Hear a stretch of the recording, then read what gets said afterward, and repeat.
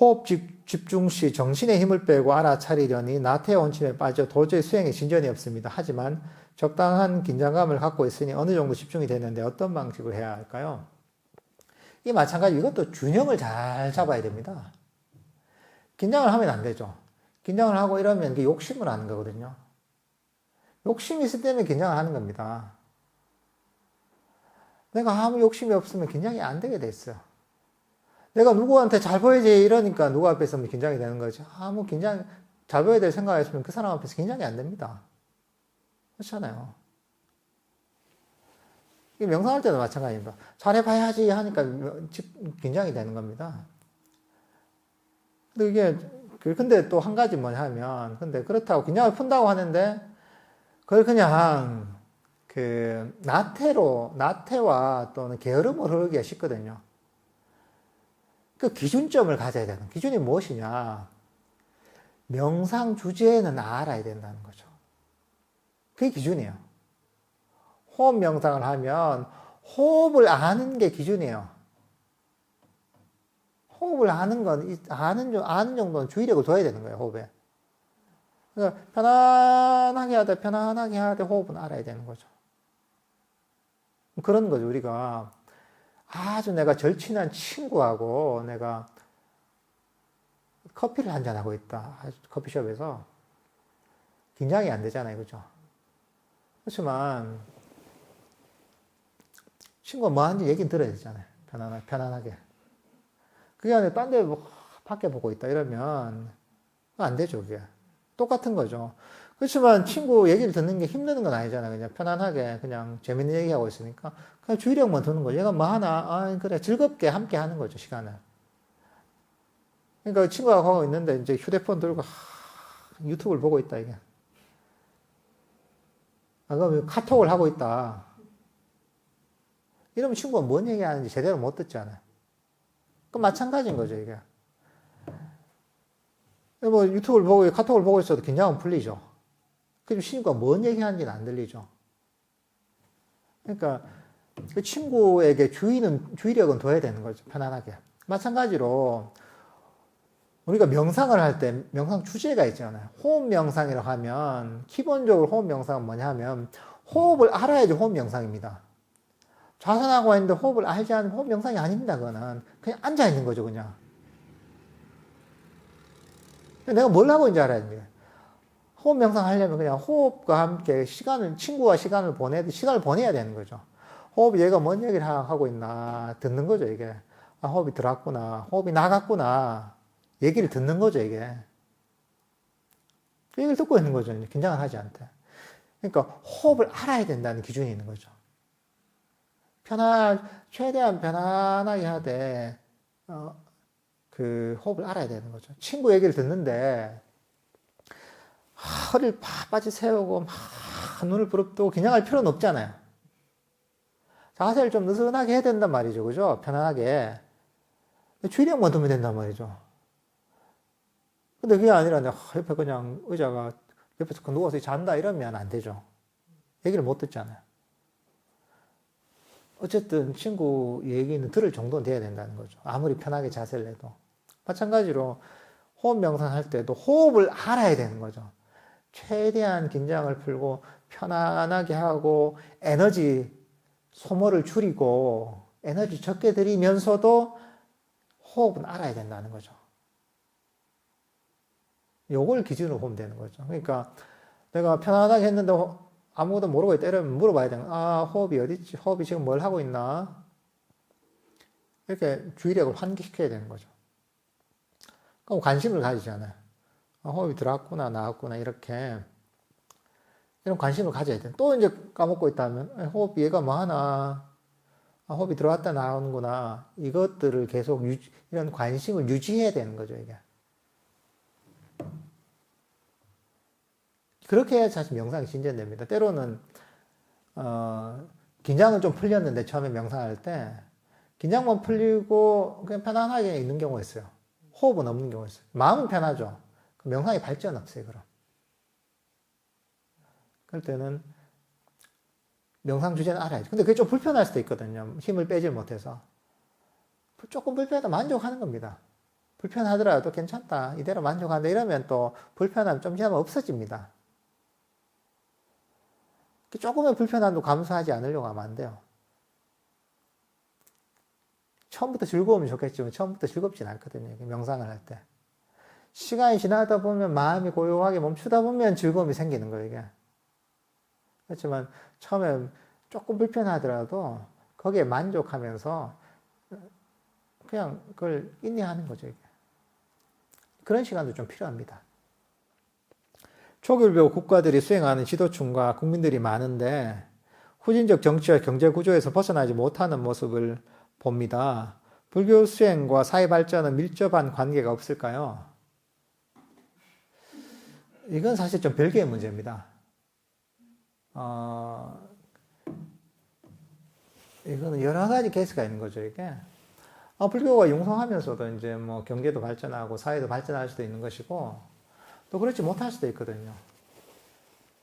근데 사실 뭐 생각해보면 부처님 당시보다 지금 얼마나 물질이 발전하고 그렇잖아요, 그죠? 얼마나 잘 삽니까, 이게. 그렇지만 정신적인 부분은 오히려 퇴보한 측면이 있는 거죠. 물질의 발전이나 이거하고 사실은 별개로 가는 겁니다. 물론 반대로 가지도 않지만 이거는 별개의 문제입니다. 이게. 그러니까 요즘 같은 경우 사실 수행하기 더 힘들죠, 솔직히. 왜냐하면 워낙 우리 어떤 감각을 자극하는 것들이 너무 많거든요. 그럼 우리 시간을 뺏어가는 게 너무 많거든요. 시간도 없고 바쁘잖아요. 그러니까 사실은 요즘 같은 시대가 쉽지 않은 거죠. 옛날엔 뭐가 있었습니까? 아무것도 없어요. 집에 가면. 그냥 술 마시고 놀고, 그냥 얘기하고 놀고, 어디 가끔 잔치하면 춤추고 놀고, 이게 전부였단 말이죠. 요즘 얼마나 즐길 거리가 많습니까? 이제. 볼거리도 많고, 먹을 거리도 많고, 놀러 갈 때 너무 많고. 그러니까 사실은 요즘 같은 시대가 보면 우리 어떤 욕망을 약간 극대화시키는 측면이 있어요. 이런 기술이 발전한 거죠. 욕망을 이끌어내는 이런 그런 이 기술들이 굉장히 발전한 거예요, 이게. 예를 들면 이게 요즘 대표적 유튜브 같은 경우죠. 유튜브 어떻습니까, 이게? 유튜브 하나 탁 하면 인공지능을 가지고 그 사람 제일 좋아할 만한 것들을 거기 다 화면에 바뀌어놓는단 말이죠. 또 보면 그 사람 관심사를 다 이제 인공지능이 정확하게 빅데이터를 통해서 분석을 해서 파악을 해서 그 사람이 제일 좋아할 만한 것들, 클릭할 만한 것들을 하는 거죠. 그것들 전부 데이터를 쌓아놓는 거죠, 이게. 그래서 사람들이 계속 자기 욕망에 딱 부합하는 것들, 원하는 게 있으면 원하는 것들 그대로 탁탁탁탁 던져주는 거예요, 이게. 그러니까 욕망을 계속 충족시키는 거예요. 그러다 보니까 이제 사실은 이게 우리 마음이 더 사실 황폐해지는 게 있는 겁니다. 이게. 오히려 농경사회 같은데 단순한 사회에서는 복잡한 게 없거든요. 그러니까 머리가 단순해요. 욕망도 되게 좀 단순해요, 이게. 대체로 보면.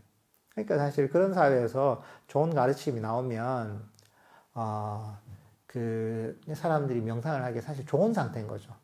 그 지식과 문명과 사실 별 관계는 없습니다, 이게.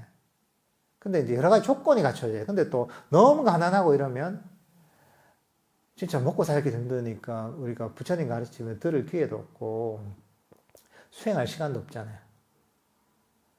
그러니까 이제 또 어느 정도 또 이제 그 살만해야 되죠. 근데 뭐 요즘 또 좋은 건 있습니다. 좋은 건 뭐냐면 옛날 같으면 부처님 가르침을 만나기 너무 힘들었잖아요. 가르침이라는 것을 만나는 것 자체가 너무 힘들었어요, 내가. 어디 이동하기도 힘들고, 어디서 멀리서 들을 수도 없는 거. 요즘 뭐 다, 그 인터넷이 있고 유튜브도 있고 하니까 너무 이제 법을 접하기가 편안한 거죠, 이게. 그런 측면에서는 또 요즘 같은 시대가 불교를 공부하기에 참 좋은 점이 있는 거죠. 옛날에는 뭐 국법승들 얘기가 많이 있잖아요, 이게. 뭐, 현장 스님 얘기도 있고, 이제 해초 스님, 법현 스님, 수많은 국법승들이 있었단 말이죠. 그분들은 뭐 뭔가 제대로 된 법을 찾기 위해서 당신 목숨을 걸고 이제 인도로 가는 거예요. 그래서 실제로 거의 대부분이 죽었어요, 이게. 어디 절벽에 떨어져 죽고, 사막에 죽고, 낭떠러지에 떨어져 죽고, 도둑한테 잡혀 죽고, 병에 걸려 죽고, 그것도 이제 오래 못 돌아도 늙어 죽고, 저기서. 근데 요즘 같은 시대 같으면 너무 이제 그런 법을 접하기가 편한 시대이기 때문에 이런 측면은 또 도움이 되는 게 있는 거죠. 근데 이게 내가 뜻대로 잘 안 되죠. 그러니까 부처님 얘기하신 그겁니다, 이제. 결국은 자기 업에서 여기 태어나는 것이기 때문에 보시와 지계와 수행을 열심히 잘하다 보면 결국은 불법을 만나서 수행하기 좋은 환경에 그 자기가 태어날 수 있다고 하기 때문에 그래서 이제 부처님께서 이런 보시를 하고 공덕을 짓고 지계를 하고 수행을 하러 가셨거든요. 그러니까 이제 이거는 부처님 가르침을 잘 듣고서 하다 보면 걱정 안 하셔도 됩니다, 이게.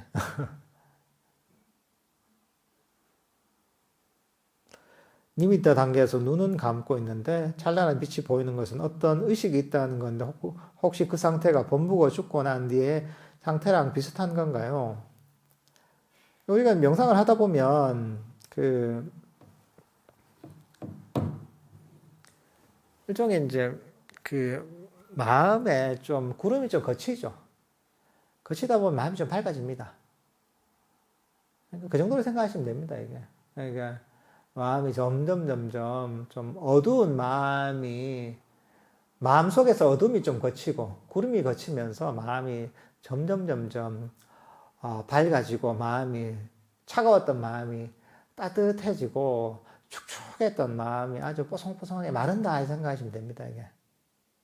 그러니까 이제 그 정도로 생각하시면 됩니다. 원래 이런 데 대해서 너무 깊게 생각하지 않는 게 좋습니다, 이게. 그러니까 이제 내가 명상을 해서 뭔가 좋은 게 나타났구나, 잘 되고 있구나, 그렇게 즐겁게 받아들이는 거죠. 명상을 할 때 중요한 게 뭐냐면 하다 보면 변화가 일어납니다. 변화가 일어날 때 아주 모범적인 태도는 어떤 것이냐면 어떤 좋은 변화가 나타났단 말이죠. 그럴 때는 그걸 또 거부하면 또 안 됩니다. 거부하지도 말고 그렇다고 그걸 잡으려고 집착하지도 말고 너무 생각하지도 마십시오. 그냥 만족하면 받아들이는 거죠. 그래 내가 명상을 해서 뭔가 변화가 나타났구나. 아이고 만족한다. 또 없어지면 그래도 이대로 명상하는 걸 만족한다 하면서 어떤 게 나타나도 거부하지도 말고 그렇다고 집착하지도 말고 그냥 그대로 만족하는 게 제일 좋은 태도입니다. 이게. 그런 태도를 가지고 명상을 하시면 될 것 같습니다.